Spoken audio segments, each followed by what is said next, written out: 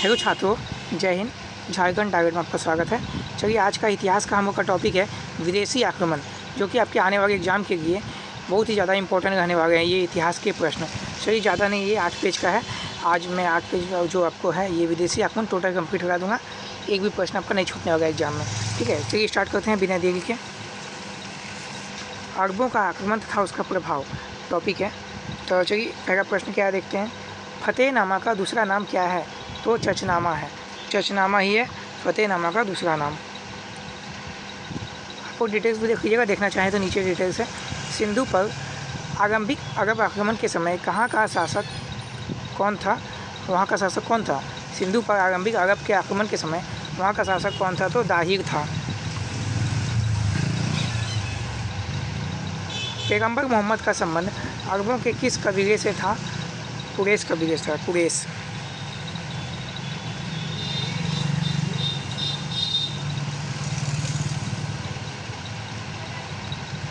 पैगंबर मोहम्मद के विषय में निम्नलिखित में से कौन सा कथन सही नहीं है? कौन सा कथन सही नहीं है? तो पैगंबर मोहम्मद के अनुयायियों ने उन्हें ईश्वर संदेशवाहक घोषित किया था। ये सही नहीं है। ठीक है, पैगंबर मोहम्मद के अनुयायियों ने उन्हें ईश्वर संदेशवाहक घोषित किया था। ये सही नहीं है। पैगंबर मोहम्मद भाषा एवं संस्कृत से अरब के थे। सही है। पैगंबर मोहम्मद ने मतावलंबियों के एक ही समुदाय की सदस्यता का उपदेश दिया। सही है। पैगंबर मोहम्मद ने एक ही ईश्वर की प्रार्थना करने का उपदेश दिया। ये भी सही है। अरबों द्वारा सिंध विजय का उल्लेख किस ग्रंथ में मिलता है? तो चचनामा में मिलता है। मोहम्मद बिन कासिम देख लीजिएगा, 711 से 12 हुआ था। 711 से 12 ईस्वी हुआ था। फिर हुआ था मोहम्मद गजनवी हुआ था 797 से 1030 ईस्वी में। चंगेज खान आया फिर 1162 से 1227। फिर तैमूर आया 1370 से 1405। तो कौन कौन सा है देख लीजिए। मोहम्मद बिन कासिम आया, मोहम्मद गजनवी आया, चंगेज खान आया, फिर तैमूर आया। ठीक है, याद रखिएगा, ये बड़ा इम्पोर्टेंट है। निम्नलिखित में से किस राज्य पर मोहम्मद गोरी द्वारा सर्वप्रथम आक्रमण किया गया? तो मुल्तान पर। निम्नलिखित मुस्लिम विजेताओं में किसने अपनी बहुजातीय सेना में हिंदुओं को नियुक्त किया था?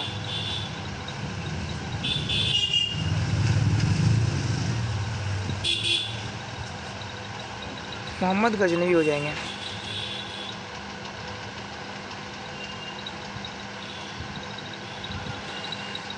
ठीक है, इसको सुमेलित कीजिएगा।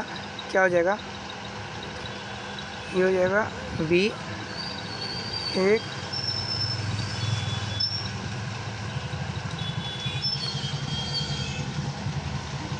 क्या हो जाएगा? गुजरात हो जाएगा अहिनवाड़, चैदी के कलचूड़ी हो जाएगा त्रिपुरी, मालवा के परमार हो जाएगा धारा, शाकंभरी के चाहमान हो जाएगा अजमेर।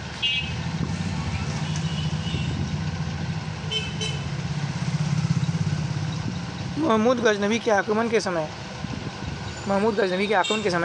हिंदू शाही राज्य की राजधानी कहाँ थी? उद्भांड हो जाएगा। मोहम्मद गजनवी के आक्रमण के समय हिंदू शाही राज्य की राजधानी थी उद्भांड थी।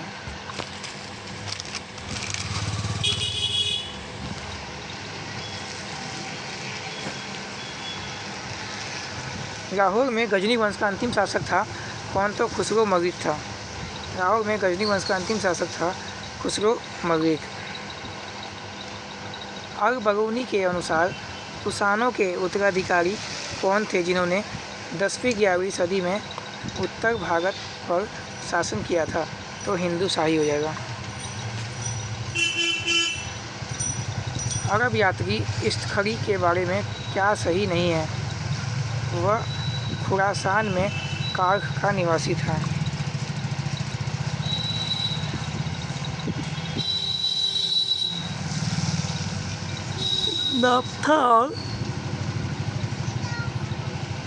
नाफ्था और मैंगनीज का प्रयोग भारत में सर्वप्रथम निम्नलिखित में से किस स्थान या क्षेत्र में किया गया? ये किया गया सिंध 712 ईस्वी में। चचनामा और बाबरनामा क्रमशः किस भाषा में लिखे गए थे? ये लिखे गए थे अरबी और तुर्की भाषा, अरबी और तुर्की भाषा में लिखे गए थे।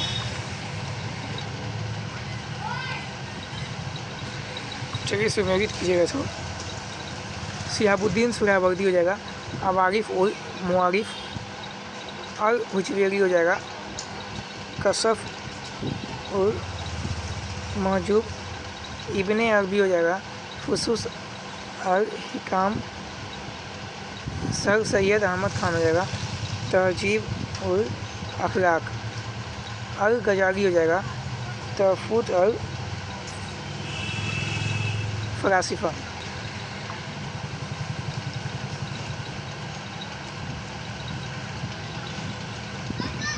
थोड़ा नाम को याद करना कठिन है, लेकिन आपको दोबारा 2-3 बार 5 बार देखिएगा 10 बार देखिएगा सबको याद हो ही जाएगा, आराम से दिमाग में ही बैठ जाएगा। ठीक है, तो नाम अल्टर टाइप का नाम होता है। शिहाबुद्दीन सुहरावर्दी, आरिफ उल मारिफ। ये देखिएगा होगा चचनामा सिंध का इतिहास है और मूल रूप में किस भाषा में लिखा गया है? चचनामा तो अरबी भाषा में लिखा गया है।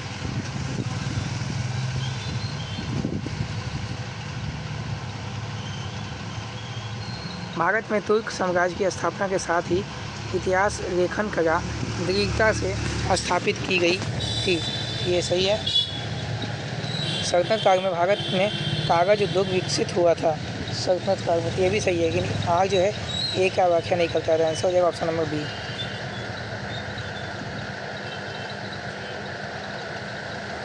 कौन सा सही नहीं है पूछा है? ये तो सही है, ये भी सही है आपका, ये भी सही है, ये भी सही है, ये आपका गलत हो जाएगा। ठीक है, सही नहीं है। और बिरोनी कहता है कि केवल शूद्र ही वेदों का अध्ययन नहीं कर सकते थे। ये गलत है। ठीक है, शूद्र कर सकते थे। फारसी भाषा में लिखा गया मध्यकालीन भारत के इतिहास फारसी इतिहास लेखन विद्या के रूप में जाना जाता है। इसका केंद्र बिंदु होता है शासक वर्ग। किस अरब यात्री के बारे में कहा जाता है कि वह प्रतिहार नरेश मिहिर भोज के शासनकाल में भारत आया था? तो सुलेमान हो जाएगा।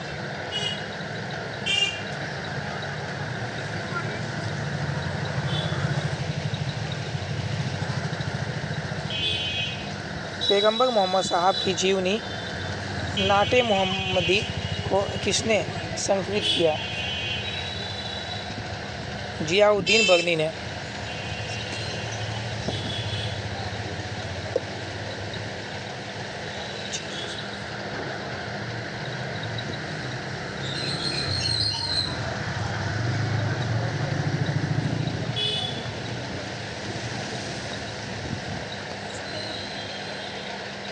सिंध पर अरबों के कब्जे के बाद मोहम्मद बिन कासिम द्वारा लगाया गया भूमि कर यह कहलाता था खिराज कहलाता था।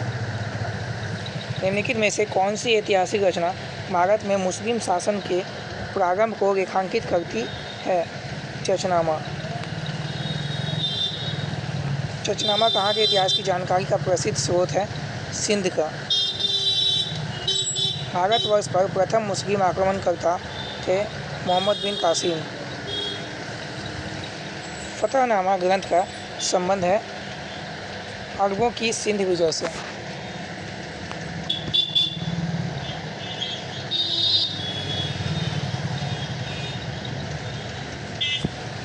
तारीख़े सुबुकीन पुस्तक का लेखक था बेहाकी हो जाएगा। 731 ईस्वी में अरबों ने सिंधु नदी के तट पर एक नगर स्थापित किया जिसका नाम था महफूजा। मोहम्मद गोरी की भारत विजय तथा नव स्थापित तुर्की सल्तनत के इतिहास का प्रत्यक्ष विवरण किस ग्रंथ से मिलता है? तो तबकाते नासिरी से मिलता है।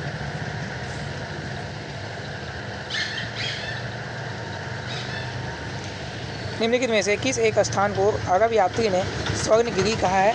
मुल्तान को। उत्तर भारत पर तुर्कों के आक्रमण के समय गुर्जर प्रतिहार वंश किस क्षेत्र में आधिपत्य रखते थे? तो कन्नौज में।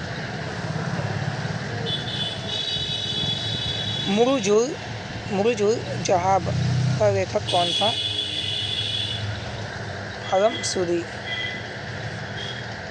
गजनवी आक्रमण एवं उसका प्रभाव चलिए जानेंगे अब हम लोग।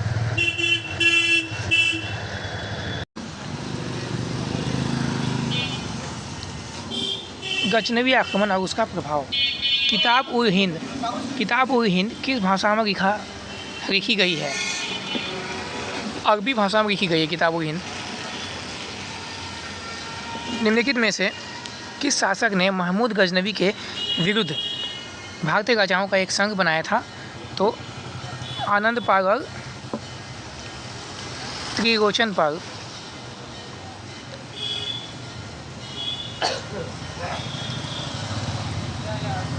इस्लामी स्वर्ण युग के विद्वान को अक्सर विचारधारा का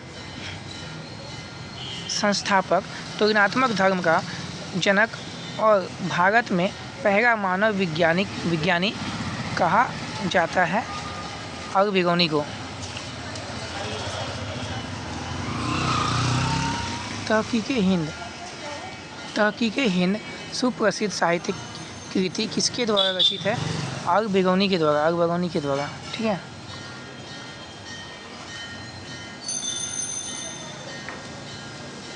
महमूद गजनवी एवं मोहम्मद गोरी के आक्रमणों ने भारतीय नरेशों की सैन्य दुर्बलता को प्रकट किया है।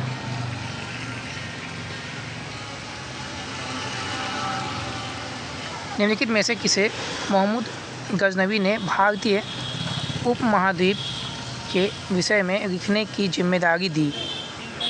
अल-बिरूनी को। महमूद गजनवी के आक्रमण के समय मथुरा का शासक कौन था? कुलचंद था।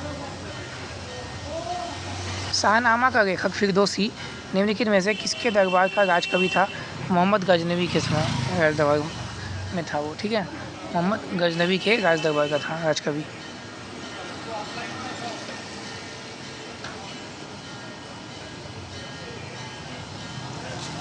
सुल्तान महमूद गजनवी ने भारत पर कितने बार आक्रमण किया था? 17 बार। महमूद गजनवी को कास्ट करने हेतु राजपूत शासकों के संघ का नेतृत्व किसने किया था?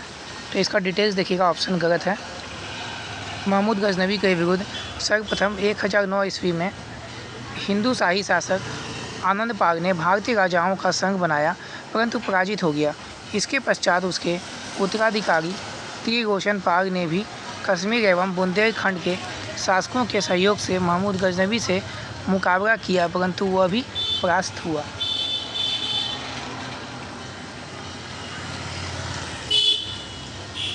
निम्नलिखित में से किस हिंदू शाही शासक ने स्वयं द्वारा प्रज्वलित चिंता में कूदकर आत्मदाह कर लिया? जयपाल।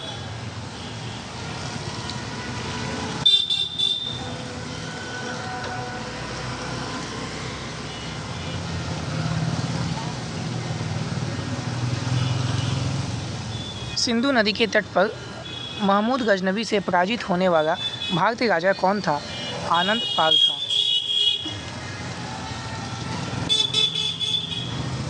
उस विद्वान का क्या नाम था जो महमूद गजनवी के साथ भारत आया था?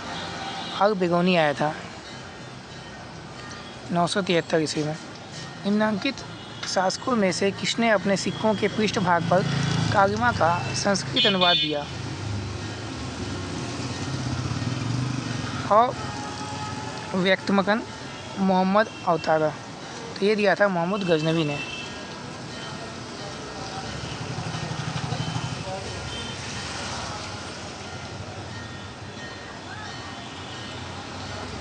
अल-बिरूनी ने किन धार्मिक रीतियों के प्रचलन का वर्णन किया है? दैनिक यज्ञ, व्रत, दान, तीर्थ यात्रा। ये चारों हो जाएगा। ठीक है, ये आपका चारों हो जाएगा।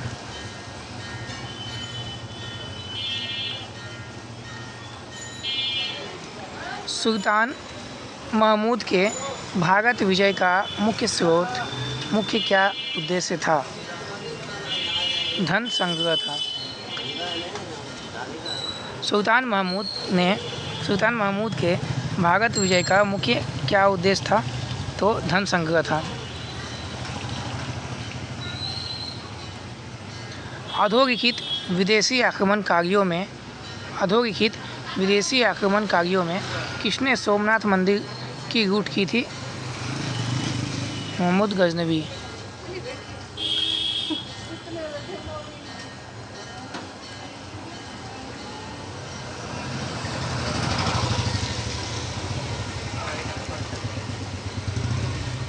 चलिए अब हम लोग जानेंगे मोहम्मद गौरी का आक्रमण और उसका प्रभाव कहाँ कहाँ था। राय पिथौरा के नाम से कौन सा राजपूत शासक जाना जाता है? तो पृथ्वीराज चौहान। पृथ्वीराज, ठीक है, पृथ्वीराज। मोहम्मद गौरी के आक्रमण के समय दिल्ली और अजमेर के चौहान वंश के शासक पृथ्वीराज तृतीय, जिसे राय पिथौरा के नाम से जाना जाता है, पृथ्वीराज तृतीय को। शहाबुद्दीन मोहम्मद गौरी ने किस भारतीय नरेश को पराजित कर बनारस पर अधिकार किया था? जयचंद को।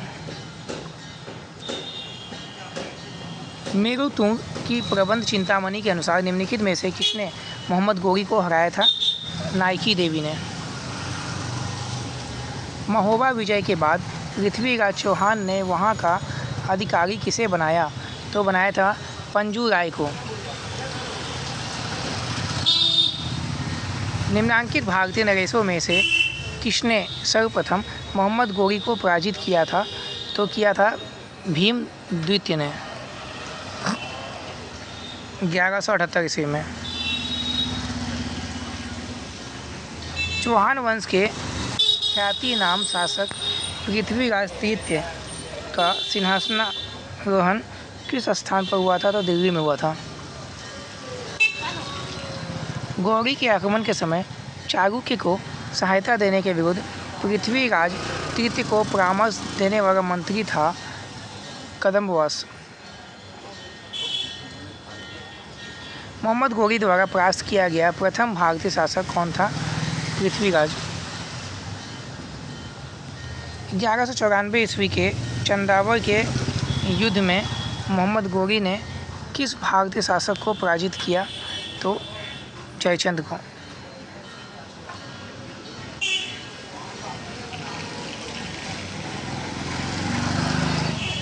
पृथ्वीराज चौहान किस तुर्की आक्रमणकारी से तराइन के द्वितीय विश्व युद्ध में हार गया था?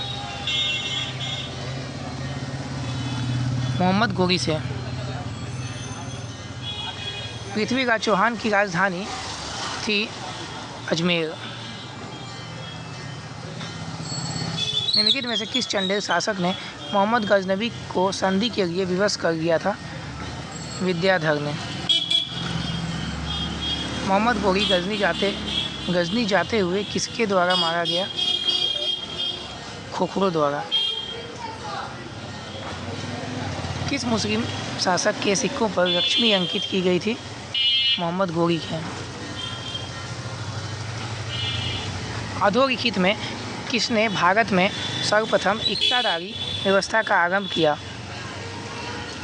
मुइजुद्दीन मोहम्मद गौरी।